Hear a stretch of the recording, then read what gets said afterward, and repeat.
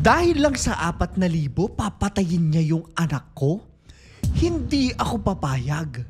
Yan ang sabi ni Shirley Cacalda. Ina ng 32 anyos matapos paputukan ng baril ang anak niya ng PBA player na si Jan Amores. Itutuloy ko yan. Bibigyan ko ng kadalaan yan. Sabi niya pa, matapos niyang tanungin kung itutuloy niya yung kaso laban kay Jan Amores. Makes you wonder, ano ba yung ginawa nitong lalaking to para mag-react ng ganito kagrabe ang isang ina? Pupuntahan natin tong headlines na to. Ang sabi, Jan Amores involved in a shooting accident in Laguna. May barilan na naganap. Pinaghahanap siya ng kapulisan matapos to. Ganito kasi nangyari. Sabi nila, galing sa isang basketball game sa Laguna itong si Jan Amores. Ayon sa isang police blotter, si Amores at ang anak ng ina kanina na si Lee Cacalda ay nagkainitan. Matapos mag-away dahil naglaro sila ng basketball. Isang simpleng laro ng basketball sa kalye. Sa barangay Salak. Sabi daw nito ni Amores, kasi nag-away sila eh. Doon tayo magsuntukan. Ni Amores, umalis pagkatapos ng away nila. Itong si Lee Cacalda, sinundan siya sa kung saan sila nagkasundo na magsusuntukan. At ito ay sa barangay Maytalang 1 sa Lumban, Laguna. Ngayon walang takas tong si Amores. Magdi-disclaimer lang po tayo. Very disturbing yung next part ng video natin. Although hindi natin papakita yung mismong pagbaril po ha. Marami nang gigigil sa kanya. Kasi kumakalat sa social media at sa mga balita yung mismong video ng CCTV kung saan binaril niya yung lalaki. At huling-huli ito sa isang CCTV footage sa Laguna. Pakita natin.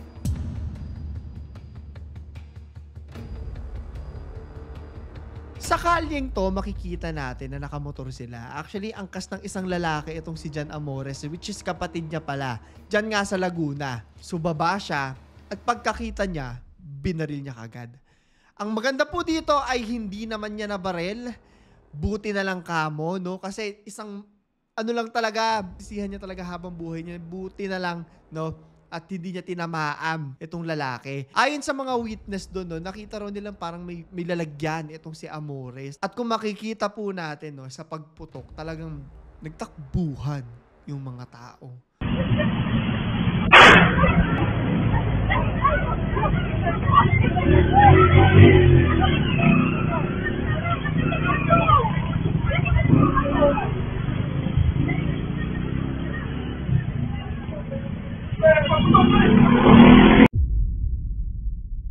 Ang sabi nila, pagkatapos daw ng pagbaril na to, biglang takas itong si Amores sa direksyon ng Pagsanhan, Laguna. Ngayon, as of the filming of this video, hindi pa po natin alam kung ano ang mangyayari kay Amores dahil tumatakbo pa po ang kaso na to.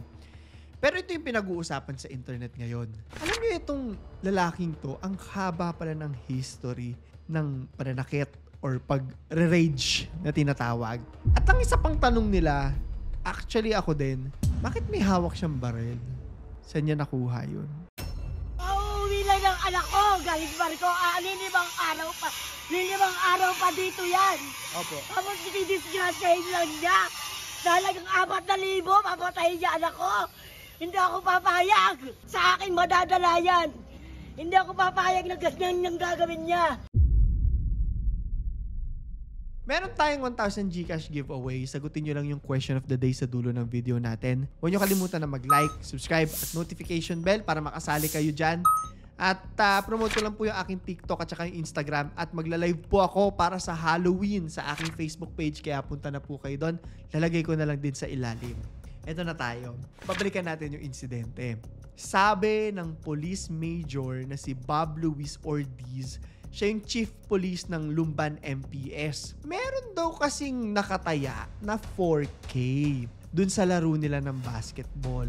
Siyempre pag may tayaan, may added na gigil yan. Yeah. Nag-umpisa raw yung away dahil may isang contested call na tinawag na pinagtalunan nila. Hindi ko po alam.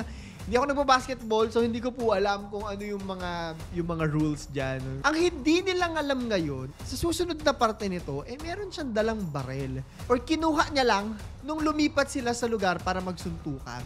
Yun yung part na hindi ko po malaman. Dala niya na ba yung barel? Nandun na ba sa motor nila? O kinuha pa nila bago sila magkita dun sa pagsusuntukan nila?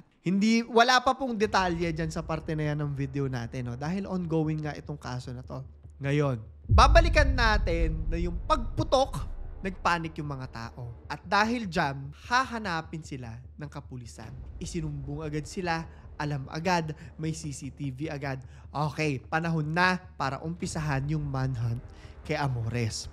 Ganito sila mahuhuli. So, tawag siya sa Lumban Police. Tawag siya, hello po, kami po ito, yung magkapatid na Amores, at susuko na po kami. Siguro, nahimasmasan din sila after nito, pero the very fact na magkasama sila para mamaril, may something doon na nagsasabi na hindi ito yung first time na nang-away sila or nansugod sila or nag-ano sila, ang tawag dito, nanakot ng tao. May certain angas na tinatawag eh. No? Alam niyo yun nun, naka-encounter na ba kayo ng mga ganyan, ng mga tao na ayaw magpaapak ng pride at mas nangingibabaw yung angas nila? May mga ganun talagang energy eh. Anyway, tumatawag itong kapatid niya, sinabi na, sir, ang dami po naming death threats, sabi niya. Kaya susuko na lang po kami. Siguro talagang pinaghahanap sila ng mga tao at ready talaga silang saktan. And the safest place for them is yung sa kulungan. Siguro ganun yung naramdaman nila. So, ito ngayon yung nangyari. After nito, ang sabi sa balita, no, na they are set to undergo inquest proceedings at na-charge sila ng walang iba kung hindi attempted murder. Isang pagkakamali yun eh. Patay yun. Sure na sure. Barel, isang tama sa utak. Wala na. Tapos na yung usapan. Punta tayo sa biktima at sa nanay niya. Yung biktima ay kikilalanin natin bilang si Lika Calda. Balikan natin yung sabi ng nanay niya. Kakauwi lang daw galing barko itong anak niya. Ngayon hindi ko po alam kung kaibigan po ito ni Jan Amores or nakalaro lang talaga kasi sa ngayon walang detalye kung makita sa internet. Wala pa daw isang linggo ng pagkauwi nitong anak niya, no? At dahil lang daw sa 4K, didisgrasyahin. Kung makikita natin sa video, nag-iiyak talaga at nagigil talaga itong nanay. In fact, eto sabi dito, kung yung iba naaareglo niya, ako hindi. Pagkakagalisin ko ang buong katawan niya doon sa kulungan. Gawang nabanggit niya ng nanay niya, nalaman ko na napakarami palang nangyari at ginawa at may history talaga itong si Jan Amores. So, nasan ngayon yung magkapatid matapos yung mga yan? Tinatanong sila tungkol sa ginawa nila. Merong isang video akong papakita sa inyo. This is from ABS-CBN News. Tinatanong sila. Medyo naaawa ako pero hindi dapat kinakaawaan. Diyan makikita kung saan sila kinulong. Tapos I think dalawa yung nagtatanong, isang lalaki or isang babae ng mga reporter siguro to or sa dyaryo or sa balita. Paulit-ulit silang tinatanong, binobombard sila, pero hindi na nagsasasagot itong si Amores. So meron ba kayong hindi pagkakaintindihan nung nakalaro nyo sa basketball? Kaya nauwi sa pamamaril? Sir?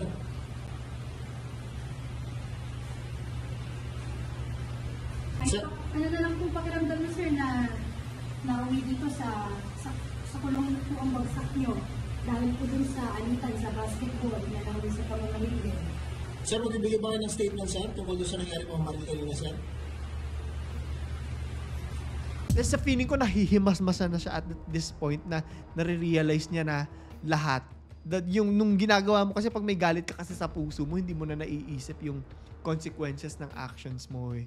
Sa ngayon, naghihintay sila kung ano yung mangyayari sa kanila pero sana makulong, sana matuto. Wala na tayong pakialam kung magbabago pa siya o hindi. Ekis yung ginawa niyang pagbaril.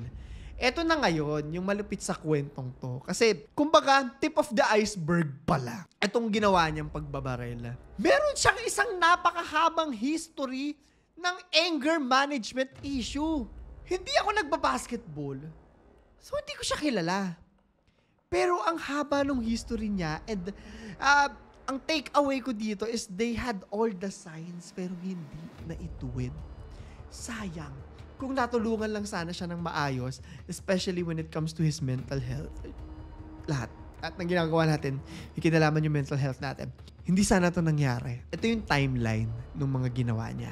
July 2022. So, itong si Jan Amores, sinuntok niya si Mark Belmonte ng UP. Viral video to. Nung nakita ko to, sabi ko, ay, oo nga. kilala ko nga to. Pero napatanong ako, bakit hinayaan pa siya?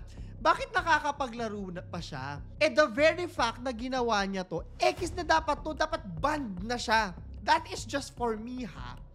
Alam ko na maraming suntukan nangyayari sa basketball, pero ano na to pag-atake na to assault na to Tignan natin ha. Sa isang universities and college basketball league match, etong si John Amores, which was then a member of the Jose Rizal University Heavy Bombers, sinuntok niya nga etong si Mark Belmonte na galing sa UP. At sa sobrang lala, eto lang naman yung mga nangyari dun sa bata, no? Nagkaroon ng gum fractures, na-dislocate yung mga ipin. Ganon katindi. At nagkaroon ng mouth lacerations. Nagkahiwa-hiwa, sugat-sugat, di ba? Ganon katindi. To the point na kinailangan siyang i-undergo ng medical surgery. Ngayon nakasakit ka ng ganon. Sa tingin mo, dapat makabalik pa sa pagbabasketball? Hindi na dapat personal na opinion ko, pero hindi na dapat pinagbibigyan yung ganyan. Krimen na yan Diba? Krimen na siya. So sa video na to, tinanong siya, etong si Mark Belmonte, nag-reach out ba sa'yo? Pinanood yung interview. Unang-una sa lahat, ni hindi daw nag-sorry, parang wala lang. Inaantay din nila yung mga taga-JRU, ng mga kaibigan, parang wala rin daw nag-reach out sa kanya. At dahil dyan, sa frustrations niya, and at the time, naalala ko nagigil yung mga tao talaga sa kanya. Although may mga solid fans talaga, nag-file sila ng criminal case, which I think very deserving lang naman talaga. Did anyone from JRU approach you para mag-sorry or kinausap ka ba ni John pagkatapos ng game? Wala po. Masi po mag-message sa akin. Wala po So ano naman yung feeling na parang hindi pa siya nag-reach out? Nakaka-disappoint po kasi as a player dapat maging professional siya kasi basketball may ganun talaga nangyari, physical game, and yun lang po. Pero hindi siya nagtatapos. Rage ang magagamit kong salita sa kanya. Yung point na hindi niya na alam kung anong ginagawa niya at gusto niya na lang manakit. Siguro may galit siya sa puso niya. Yan yung magiging next part ng video natin. July, August, September, October, November. 4 months later, November 2022, nag-amok naman itong si John Amores laban sa CSB Blazers. Mas matindi to kaysa sa kanina. Dito ko nasabi na rage talaga. Kasi pinagsusuntok niya yung mga taga-College of St. Benilde. At least ayon sa report kasi may nanggugulong fan daw doon sa mga players. Ngayon siguro nainis itong si John Amores, susuntukin niya. Ito nga yung matinding part. Kasi yung mga taga St. Benilde, pinipigilan lang siya. Siguro nakita nila na nagre-rage nga itong si John Amores. So ang ending, sila yung pinagsusuntok. At hindi lang basta suntok. Nagkakasakitan na naman ng matindi. Alam mo yung nasa kamay yung mga tao na nasa kamay yung galit nila, na hindi na nila alam yung nangyayari or nagbablanko na, hindi na umaandar yung utak, talagang gusto na lang maglabas ng kung ano man yung gigil sa puso. Parang ganun yung nangyayari sa kanya. Ang NCAA, pinatigil yung laro. Biruin mo, nasa gitna ka ng laro, magre-rage ka ng ganun. And hindi yun yung first time mo. So, by default, nanalo yung College of St. Benilde. Tapos may mga players sila. Sila Jimboy Pasturan, pati si Tane Davis, nag-file sila ng complaint ng serious physical injury. Ganun kagrabe. Ang isang beses, okay, kaya pang patawarin kung matindi. Pero yung umuulit, naku, pattern na yan. So, nag-release ng statement yung Jose Rizal University. And at that point, ayon doon sa letter na yun, tinatanggal na siya bilang kasapi nung JRU Heavy Bombers. Ayun yung post nila. Dito talaga ako concerned. Hindi ba siya binibigyan ng counseling? Nakita ko na binigyan siya. Hinahanap ko kung pinatuloy niya ba tong counseling na to or baka naman lang. Wala po akong mahanap. Parang nasayang lang dahil sa pinag-uusapan nga natin ngayong araw, parang pasok sa isang tenga, labas sa kabila yung nangyari. Ito yung medyo plot twist dito kasi may isang napakalaking pangalan na magpa-pop up at na-recall ko, oo nga, nabalita na naman ito siya. At 1 month, hindi ko alam kung 1 month later to, no? Pero December siya. Siguro a few days after nung pangyayari, a few days after nung viral video, nag-reach out sa kanya ang walang iba kung hindi si Vice President Sara Duterte. Hindi ko po alam kung bakit nag-reach out sa kanya, no? Pero eto yung mismong letter. Pinost niya pa yan. Naaalala ko yan. At inulan to ng batikos din. Pagkatanggal sa kanya ng JRU, pinadala sa kanya yung letter na yan. Ang sabi sa kanya, i-quote na lang natin, no, para mabilis. Remember the lesson, not the mistake. You have a friend from the office of the Vice President. So, naalala ko to Wala na naniniwala sa kanya at naiinis sa kanya lahat. Tapos biruin mo, di ba? Vice President, bibigyan ka ng suporta. Hindi ko lang maalala kung bakit at ano yung relevance niya at nasa radar siya ng Vice President. Hindi ko na po maalala yan.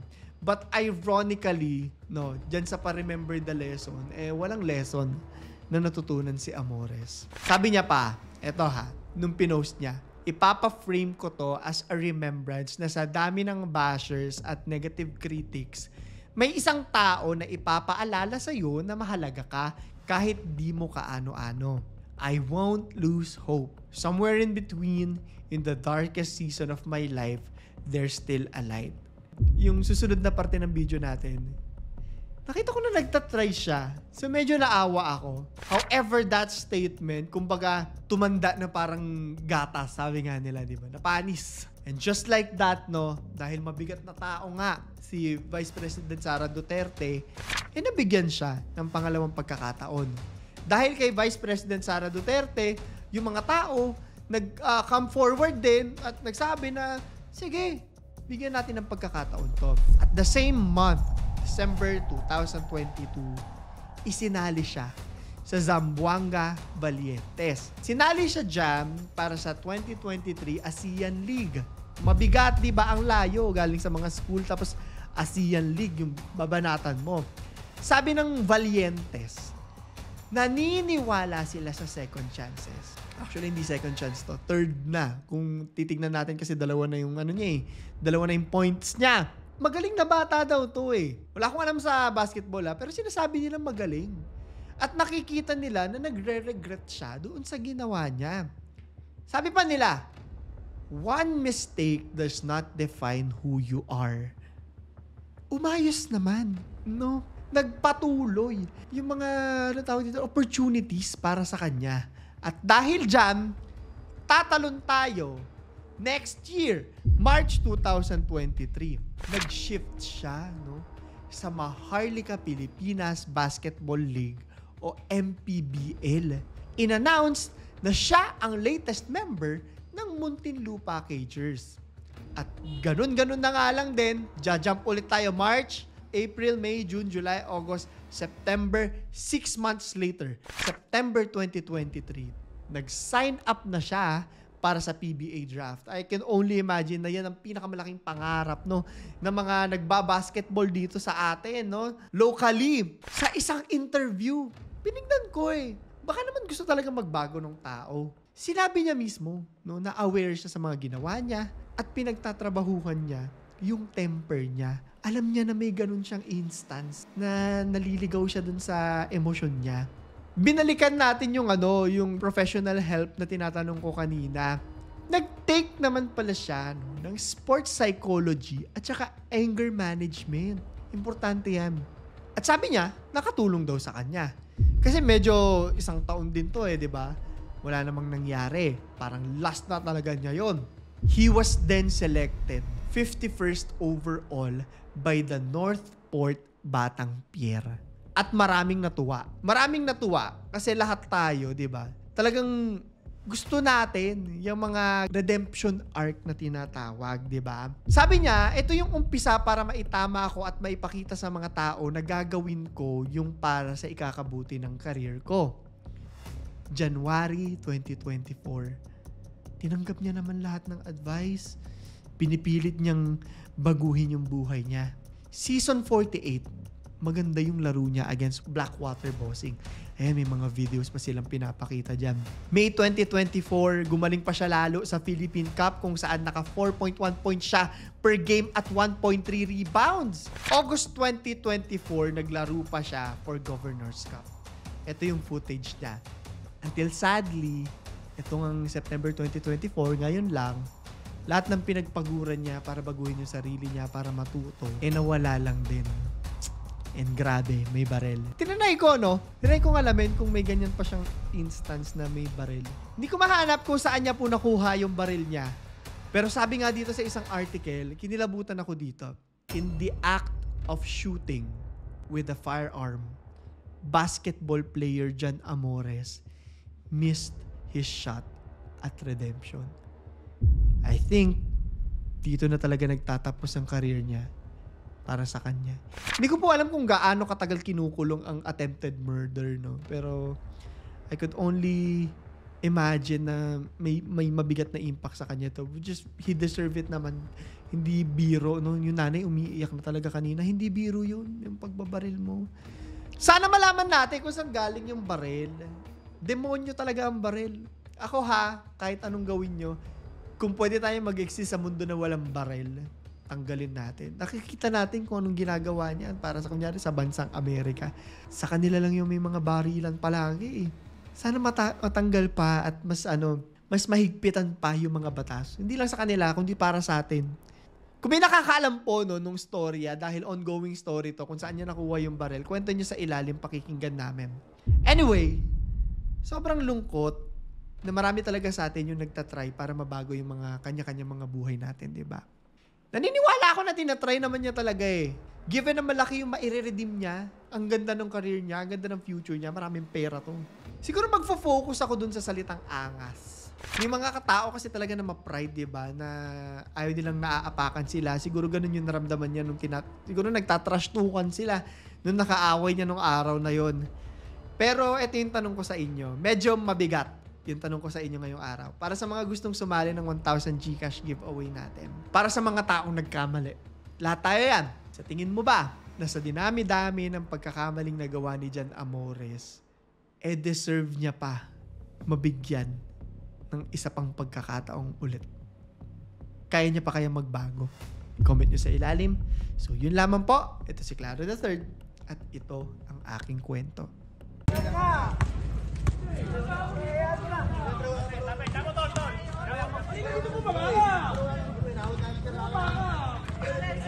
Nikit damit ko.